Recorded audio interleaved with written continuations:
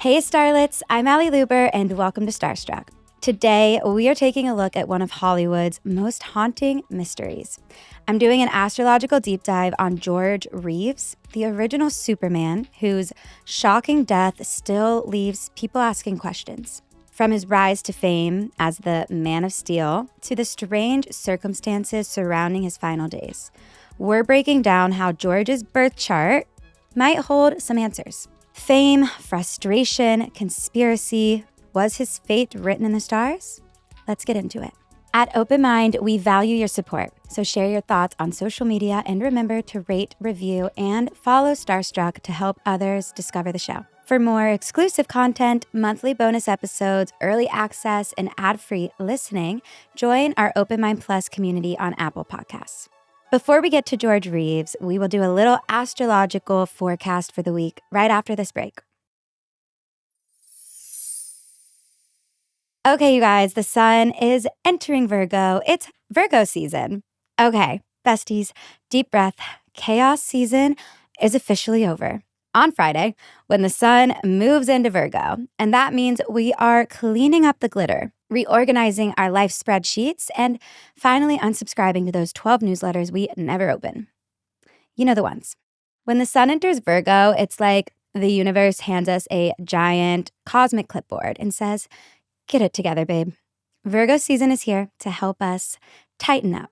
We're shifting from Leo's performative glam into Virgo's practical magic. And honestly, we love a humble sleigh. Virgo is ruled by Mercury, so this isn't just about tidying up your junk drawer, although go off. It's also about getting clear on your goals, setting smarter routines, and aligning your values in a way that actually feels doable. So if you finally feel like adding a Pilates class to your routine or just changing your daily schedule in any way, now's the time. This sign is all about discernment. So think less doom scrolling, more intentional habits. Less yes to everything, more does this actually serve me? But don't get it twisted. Virgo isn't boring. Virgo is deeply intuitive, body-wise, and earthy in the sexiest way. There's something so hot about someone who knows how to communicate clearly and load the dishwasher correctly, right? So over the next few weeks, let Virgo season help you clean your space, clarify your mind, fine-tune the systems that keep you sane. It's not about perfection, it's about intention. And that, my starlets, is the true Virgo vibe. Okay, starlets, we've got a fresh new moon hitting Virgo this Saturday, August 23rd. And let me just say, it's giving clean slate, but make it type A. This new moon is all about refinement, intention, and making your reality actually work for you. It's not dreamy like Pisces or chaotic like Gemini. It's grounded, practical, and detail obsessed in the best way. This lunation is your cosmic permission slip to reset your routines, organize your goals, and get super intentional about the habits you're building. So if you want to overhaul your morning ritual, declutter your brain and your inbox, start that new workout you keep talking about, Virgo's like, love that for you. Let's get it on the calendar. And because Virgo rules healing and service, this new moon also wants you to take care of your body, your spirit, and your community. It's that gorgeous balance of self-improvement without the toxic perfectionism. Think nourishing meals, acts of kindness, deep rest, and yes, booking those doctor's appointments you've been putting off. So what do you want to restructure in your life? What needs an upgrade, a cleanse, or just a little extra TLC? Light a candle Saturday night, set an intention, charge your label maker. That's grounded in action, and let Virgo Earth magic help you rebuild something beautiful, one thoughtful step at a time. All right, starlets, because we're doing George Reeves today, who was the very first big star to play Superman, I have a fun game. Imagine you wake up one morning with full-on superhero powers, but they're based entirely on your zodiac sign. No origin story, no radioactive spider, just vibes. I want to walk through each sign and make sure to watch or listen for both your sun and your rising sign, and I'll break down exactly what powers you would bring to the squad. Let's do it. Aries, power. They're bringing super strength and explosive speed. You punch through walls and arguments. You're the first to charge into battle and the last to admit you maybe didn't need to. Chaos is your cardio. Taurus, power is indestructible force field and plant control. Nothing can shake you. Literally, you're grounded, stable, and your aura smells like eucalyptus. Also, your houseplants do your bidding now. Jealous?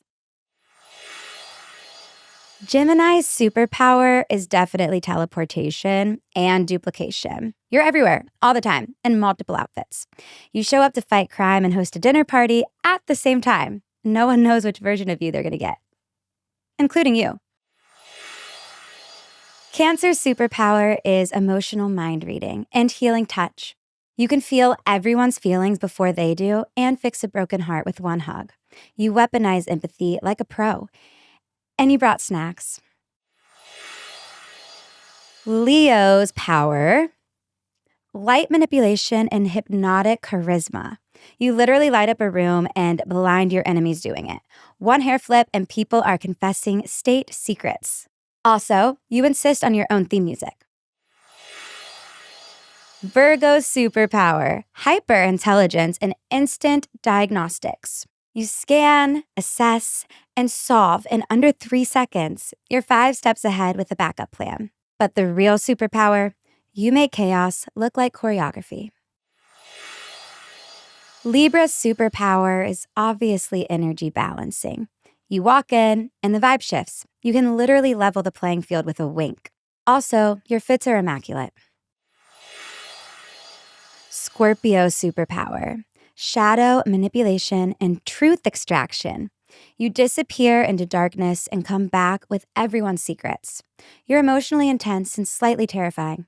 People fear you and somehow want to date you. Sagittarius, your superpower is portal jumping and language fluency. You're hopping dimensions and flirting in 7 languages. You fight crime for the thrill, not the schedule. Your catchphrase? Where are we going next? Capricorn superpower, time manipulation and unbreakable willpower. You slow down time to make a better plan. You're always in control and somehow already own the layer. And let's be real, you're here for world domination.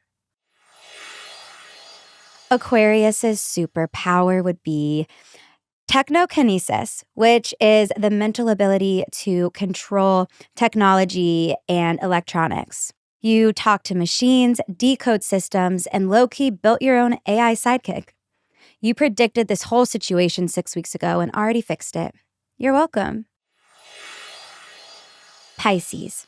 Their superpower is illusion casting and dream walking. You blend reality and live half in another realm. People underestimate you until they're stuck in an emotional dream loop. You fight evil and write poetry about it. Up next, we'll talk about George Reeves, his questionable death, and what the stars have to say about it. Stay tuned. Welcome back, starlets. Today, I'm diving into the birth chart of George Reeves, the original Superman, and yes, we're going to be a little true crimey today with this one. I want to see if the stars had anything to say about his mysterious and very controversial death. But first, let me give you a little backstory on George. This is the too long, didn't read version. George Reeves was born January 5th, 1914 in Woolstock, Iowa. His parents split shortly after he was born. His mother later told him that his stepfather had died by suicide. He hadn't. That lie would deeply affect George for the rest of his life. He fell in love with acting in high school. He studied at Pasadena Playhouse and landed his first major film role as Brent Tarleton in Gone with the Wind. After serving in World War II, his career lost some momentum, and it wasn't until 1951 when he was cast in Adventures of Superman as Clark Kent. This role made him a national icon. He was adored by kids across the country, appearing at schools and events as Superman, and even guest starred on I Love Lucy in full costume to surprise little Ricky. Behind the scenes, he hated being typecast. Reeves wanted serious, dramatic roles, but Hollywood wouldn't let him out of his cape. On June 16th, 1959, George was found dead from a gunshot wound to the head in his bedroom. He was naked in bed, gun between his feet. There were no fingerprints, no powder burns, and no suicide note. The LAPD ruled it suicide, but almost no one in Hollywood believed it. So let's talk about his complicated love life. George had a long-standing affair with Toni Mannix, wife of powerful MGM executive Eddie Mannix, a man with rumored mob ties and a reputation for making problems disappear. And yes, everyone in Hollywood knew about the affair. Toni was deeply in love with George, and Eddie allegedly didn't mind their relationship. But when George ended things with Toni, everything changed. She was devastated. Some say Eddie was furious. George had actually moved on and soon got engaged to Leonore Lemon, a New York socialite known for being bold, brash, and volatile. Their relationship, turbulent. They fought constantly, and according to some accounts, George was having second thoughts about marrying her. On the night George died, Leonore was hosting a party at his home and reportedly made some shocking remarks before the shot rang out. She said, quote, "He's going to shoot himself now." And then later, quote, "See, I told you." Night of the party, it's late on June 15th, 1959 at George's home in Benedict Canyon. George had gone to bed early, upset after a fight with Leonore. Downstairs, Leonore hosted a casual get-together with a few friends, including Robert Condon, a writer and friend of George, Carol Van Ronkel, neighbor and wife of screenwriter Ivan Kahn, William Bliss, an acquaintance. Some sources say Leonore and George had argued that night, possibly about money or the status of their relationship. Witnesses later gave conflicting timelines. Some said they heard only one shot. Others say Leonore ran upstairs after the shot and screamed. So George was reportedly thinking about calling off the engagement and possibly reconciling with Toni Mannix. And that never happened because George was found in bed naked, shot in the head. The gun was between his feet, but there were no fingerprints, no gunpowder on his hands, no suicide note. There were 2 other bullet holes in the floor, but guests claimed they heard only one shot. And perhaps most suspicious of all, it took 45 minutes to call the police. The LAPD declared it suicide almost immediately, but a second autopsy revealed bruises on his face and body, suggesting a possible struggle. Okay, so what happened? Did Leonore kill him in a fit of rage? Did Toni Mannix orchestrate revenge? Did Eddie Mannix call in a mob hit? One theory is that the crime scene was completely staged. Another theory is that Toni confessed on her deathbed, though that has never been confirmed. George's mother was convinced it wasn't suicide. She hired a private investigator and a top lawyer, but even they couldn't get answers. After the break, we will look at George's birth chart and also at the transits of the night he died. Stay tuned. All right, now that we have walked through the strange and suspicious final chapter of George Reeves' life, let's look at his birth chart and see what the stars might have known. So George was born on January 5th, 1914 in Woolstock, Iowa, making him a Capricorn sun, Aries moon, and a Libra rising. So for those that don't know, the big 3, it is our sun sign, our moon sign, and our rising sign. The sun is where we shine. The moon is how we nurture ourselves in our emotional inner world. And the rising sign is how we move through life. It is our energy.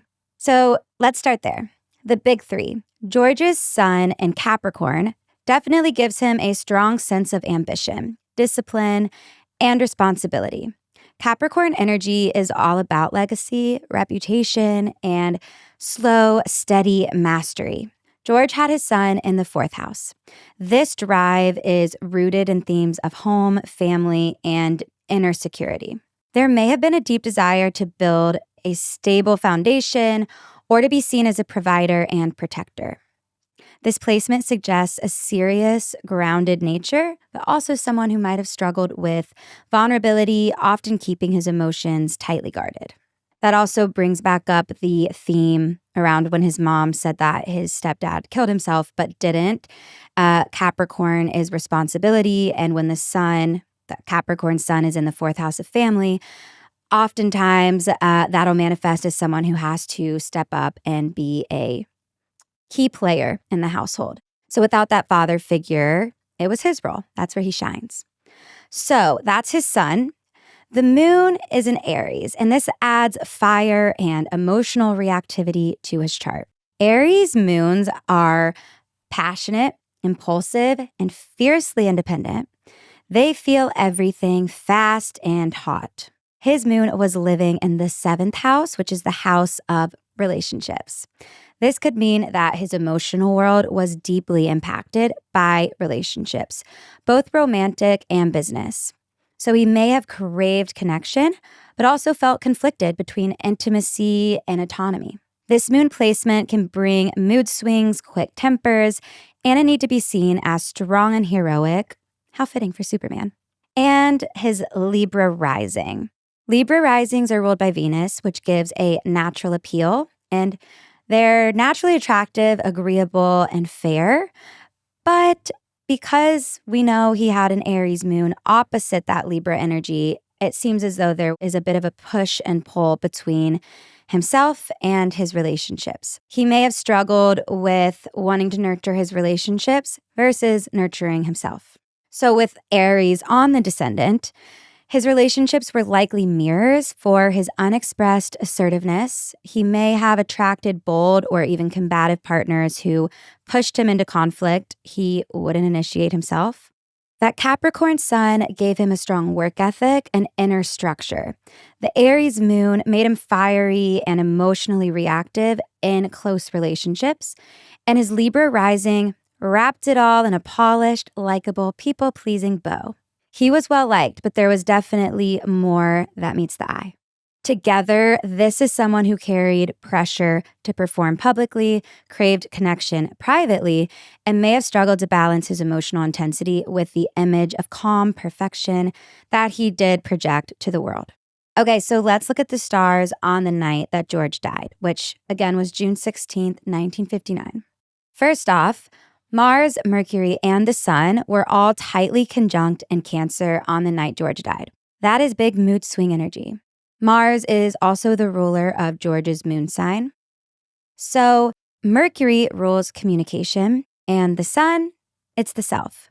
So when all three are together, especially in an emotionally sensitive sign like Cancer, it's a recipe for an emotional blow up. Words get sharp. People act out. Fights can spark fast and spiral even faster. And because Cancer rules the home and private life, it hits even harder that this all unfolded in George's own bedroom. It's giving tensions at home, secrets surfacing, or emotional outbursts you can't take back.